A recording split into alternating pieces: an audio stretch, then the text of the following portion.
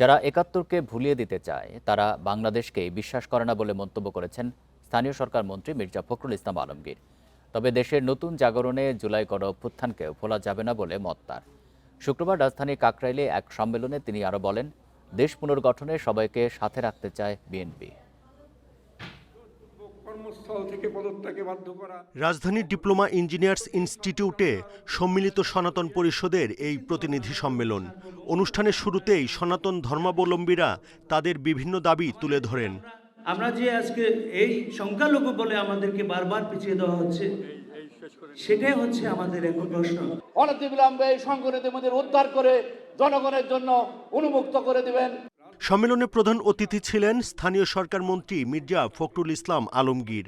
বক্তব্যের শুরুতেই মির্জা ফখরুল বলেন, ধর্ম নিয়ে বিভাজনের রাজনীতি চলছে, এই ষড়যন্ত্রকারীদের রুখে দিতে হবে।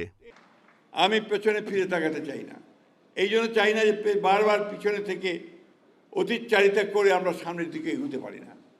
আমরা সামনের দিকে এগোতে চাই। আমরা আপনাদের সঙ্গে যেন কোনো বিভেদ সৃষ্টি না হয় সেই ব্যবস্থাকে আমরা তো সচেতনভাবে দেখতে চাই। একটি মহল কিন্তু খুব সচেতনভাবে ধর্মের নামে বিভেদ সৃষ্টি করতে উঠে পড়ে লেগেছে। আপনারা নিশ্চয়ই সেটা লক্ষ্য করছেন, নিশ্চয়ই সেটা দেখেছেন।